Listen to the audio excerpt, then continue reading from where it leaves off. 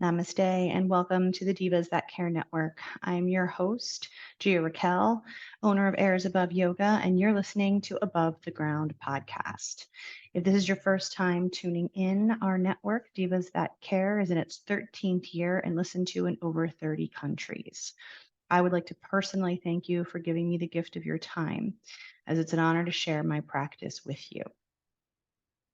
So I'd like to go over a little bit of what Airs Above the Ground means, why we have the name Airs Above Yoga, and why Above the Ground is the title for the podcast, and what you can expect when you listen to us and share your time and experiences with us. So, above the ground or airs above the ground is, in essence, a dressage terminology equating to horses and equestrians and any specific movement really of when all 4 feet of the horse leave the ground. So, as in my practice over the years, I have come to be injured multiple times for multiple different reasons, some of which having to do with horses. Yoga has become increasingly real to me in its ability to heal and its ability to be accessible and versatile. So, because of that, I chose to rebrand my LLC, which has been teaching yoga for over 10 years, and aim in the direction of really helping anyone with an injury, specifically equestrians, as we tend to be relatively brutal to our bodies. And overall, Above the Ground podcast is a little bit of tongue in cheek about gratitude and how every day above the ground is one we should be grateful for because we're never promised tomorrow. So it kind of worked out well for me that this is coinciding with the dressage terminology that inspired the name of my yoga business. So, to give you a little bit more of an idea of what you can expect, this is our first podcast, our very first one, and I'm really excited to share my experiences with you. And I think the main thing that I want you guys to take from this is, as I mentioned, versatility and accessibility when it comes to yoga. I'm not going to get into, what yoga is necessarily, but I just want you to understand that in my experience, yoga is truly for everyone, everybody, every being. And the reason for that is no matter how limited you are physically, no matter how limited you are potentially in your emotional life, in your emotional world, your development, it's accessible for you. And I know this from firsthand experience where there were things that I literally could barely do after one very serious fall. I was, in essence, just allowed to walk on a treadmill. And even that wasn't necessarily the best thing. I was told to really, really rest, and I had been very, very physically active, not only with my yoga practice, but with riding, with working out at the gym. And anyone who's experienced a setback like that, I'm sure, knows that it's not just about the physical pain or the limitations, but it's also about the mental and the emotional ramifications of having to stop, not having control. Control is a big thing, especially for anyone who happens to be type A or an equestrian. Um, it can be very, very difficult to be told something that you cannot do, especially when you are used to being physical in most of your endeavors, potentially even in your working life. So, because of that, I can attest to the fact that one of the things that helped me to come back from this injury and to heal from this injury, even though it is chronic at this point, was yoga.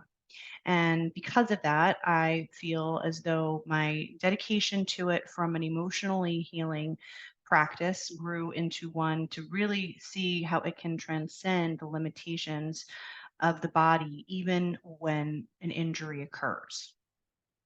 So, to that end, what I want you to understand is if you have preconceived notions of what yoga is, if you believe that it's not for you, or if you believe that it is too spiritual a practice, and perhaps maybe you're religious, if you believe that it is just simply stretching, if you have these preconceived notions, whatever they are for you, I'm only naming a few, I'd like you to try and open your mind about what it can bring to you in your life. And what I will say about it is yoga does mean union, and you can take that to mean whatever you'd like for yourself. But in essence, It always meant to me the union of body, mind, and spirit. And it allows you to begin to really become one with yourself, really tap into your body and sometimes even your intuition, depending on how open you are. It can also very easily help you to realize where you are in your life, where you happen to be when you tap into that place of silence.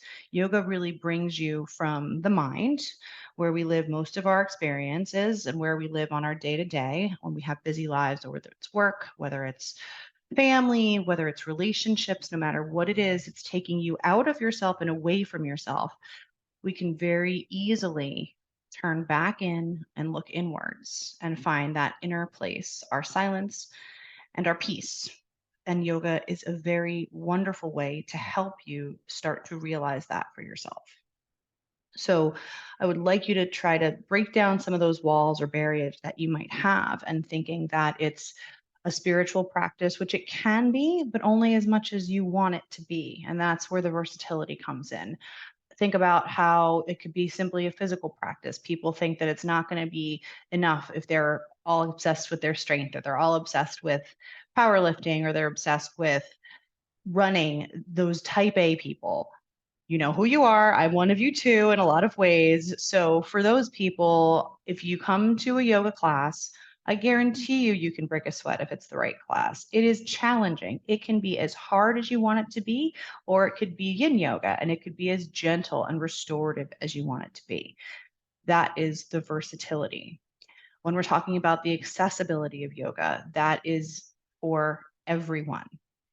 It should be no matter your background, no matter your education level, no matter your physical challenges.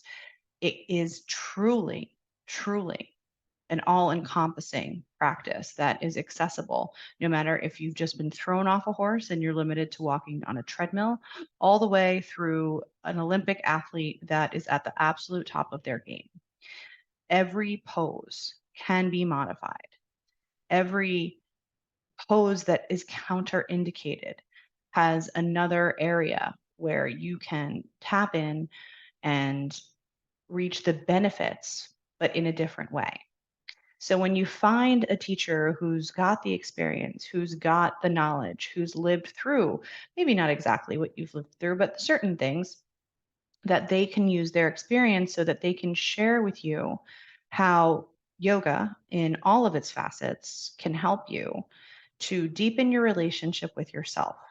And in doing so, help you to enrich the relationships that you have with people around you, with your family, with your friends, with your coworkers, whoever it is that you share your experience with. The more in tune you are with yourself, the more in tune you can be with others, and the more benefit you can bring to the world around you. So it all does start with you, and it all does start with tapping in. So everyone knows what yoga is, that it has 8 different limbs, which at another time I will absolutely delve into. But for the physical nature of it, for its benefits, the 3 prongs of yoga that I typically tend to address, that I think are relatively accessible for people without getting too far into the weeds, as I like to say, is breath work, asana, the physical postures, and pranayama, which is the breath work, meditation. So these are 3 different facets that come into play every time you practice. They are, I'll call it the meat and potatoes of the physical nature of yoga. And meditation is that bridge that does start to take you into yourself and bridge that gap into, if you'd like to call it spirit, if you'd like to call it your own intuition, if you'd like to call it the universe, or if you'd like to call it the silence. Whatever feels right and comfortable for you is true for you and is respected. So, to that end, as I like to work through and meet people where they are so that you can work forward from a place of mutual benefit towards each other, for each other, and for the greater good around you, I will start by speaking briefly about how every time I practice, every time I teach a practice, I begin with a simple grounding meditation. And obviously, everyone, it should be, but it's not. Everyone's favorite posture, Shavasana, which is corpse pose, which is that lovely laying down completely on your mat, completely supported, and tuning out after the end of either a very challenging or very restful practice. And as I will say, the type A's of us can sometimes not let ourselves lay there for very long. We want to get up. We got the benefit out of the postures, we got the benefit out of the workout, but we did not, or we have a challenge with settling in, quieting down, and just being. And that is one of the biggest challenges. And I know any yoga teachers out there know that when you're sitting in front of a room of people, you know who they are when as soon as about a minute, maybe a minute 30 goes by, you start to see those little fingers moving. You might see a head roll around or a toe twitch. And those are your people where your goal is to start to get them to stay in that Shavasana for as long as you possibly can and to truly get the benefits of the flip side of the quietness, of the stillness, and of the appreciation, allowing the body to rest and absorb all of the work that it's been given. So that's the meditation aspect for yoga in its briefest form, in its class or tutorial based form. It brings you into center with yourself and pay attention to yourself before your practice. And it allows you to gracefully appreciate, ground down, and exit your practice. When it comes to the breath work or the pranayama, that specifically can be utilized throughout your entire class or practice. It should be, you should always be breathing. We always say if you're on your mat and you're breathing, you're doing yoga. So it's always important. You cannot survive without your breath, but there are certain types of breathing that we will obviously touch on. For example, Ujjayi breath in a vinyasa class, a very deep and heavy breath that will help you to move through very strenuous postures and keep you balanced and rhythmic throughout. That's one of the favorites. That's one of the go-tos. And there are many, many more. The breath is absolutely paramount to yoga, paramount to the practice, and paramount to the physicality. It also helps you, again, bring your mind into your body, to really listen to your body, to listen to yourself and what it is telling you, and start to develop that relationship with yourself. Start to really understand what you're feeling, what your body is experiencing, and you need to quiet yourself in order to do that. And finally, we have the asana, the meat of the meat and potatoes, if you will. And I apologize to any and all vegans or vegetarians out there, as I am one. It is simply a turn of phrase. So the asana is, of course, everything from your handstand and your balance posture down to your shavasana at the very end of your class or your practice. And the asana is where the magic will happen for you, where you will start to really feel what your body responds to and what your body really resists. And in that resistance is where we generally find what we really and truly need. It's anecdotal evidence at best, but there is a common theme with yoga instructors that says the pose that you avoid the most is the pose that you need the most. Now, obviously, that can have contraindications. For example, I have a very bad neck injury, so I need to be very careful with shoulder stand or plow pose, as those put a lot of pressure on the cervical vertebrae, or can if they're not practiced properly. So, for your information, always, when with regard to any practice that you may come upon, always be considerate of your limitations. And when I say that, I don't mean that in a negative way or to have a negative connotation, but sometimes we have things, whether it can be hypertension, it could be a physical ailment with regard to something like me, like my back. You could have a knee injury and child's pose is not going to feel good for you. We can prop you into it. We can make it accessible for you as qualified instructors, but there are sometimes you just don't want to put a lot of pressure on your knee. You could have wrist problems. You could have carpal tunnel. All of these things will come into play. And the most important thing with any yoga practice is that you listen to your body and that you push through only when it's safe to do so, only when the muscles are a little shaky, only when you feel like you're about to fall. That's when you want to start to really tap in, come towards your center physically, mentally, and be in the pose. But if you ever find a pinching sensation, a sharp pain, that is where you want to quickly abort mission, and abandon ship and gracefully get out of the pose and back to a place where you feel safe, and where there is no actual physical pain or trauma happening in the body. And it's very hard to know where those lines are at the beginning of your practice. It is very hard to know that difference. Sometimes that difference will scream at you, and we really truly want to avoid that. But it is sometimes hard to know where the line is drawn, and that's when a lot of injury can occur. So, just as yoga can be very helpful for healing injuries, it can also contribute to some. There are a lot of yoga teachers who are in physical therapy for shoulder issues, rotator of cuff issues, for a lot of vinyasas that maybe were not done the proper way. There can be lower back injuries, people with hypermobile spines that you see in those beautiful Instagram shots with those back bends and those splits. They may very well one day have overdone the curve in their lumbar spine and suffer disc issues from it. They may not, but it's a possibility. All about yoga is balance. Yoga is balance. It is finding the balance within you. It is finding that fine, fine line between pushing yourself and listening to your body. And for my mind, that's true in life. You have to find balance between knowing when to keep going, knowing when not to quit, knowing when to push through, knowing when to work harder, and also knowing when it's time to walk away, when it's time to sit back, when it's time to sleep in, when it's time to have that self care day that you so badly need. These are the things that are going to help you in your life and that yoga can help you to tune into with a consistent practice. So I just wanted to give you that little introduction. As we move through these podcasts, the plan is, and I love to have a plan and then have it miraculously go sideways, no matter how hard you try.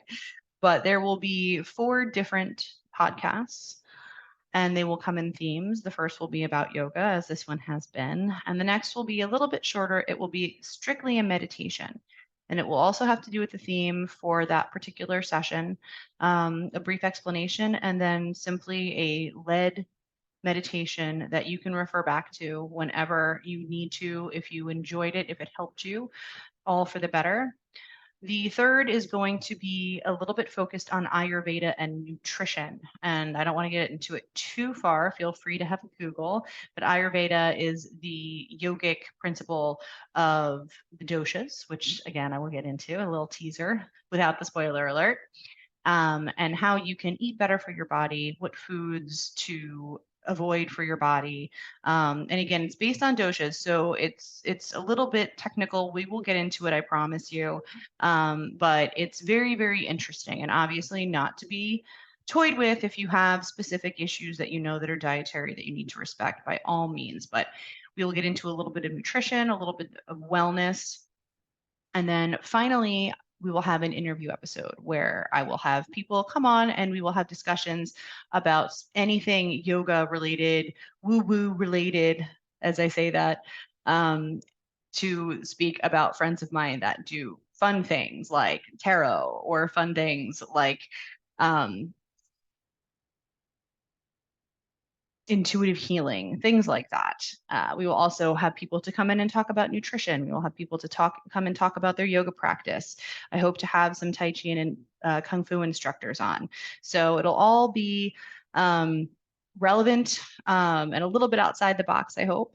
And hopefully all for the better and all for people to enjoy. And so, with that, I will thank you and tell you that I appreciate each and every one of you for allowing me to share this experience with you. So, please feel free to share it with yours. For more goodness, follow me on all the socials at Airs Above Yoga or visit my site, airsaboveyoga.com. And as always, definitely check out the other episodes and all of my amazing sisters at divasthatcare.com or on SoundCloud. Again, this is Gia-Raquel, owner of Airs Above Yoga, and you're listening to Above the Ground podcast, where every day is a good one.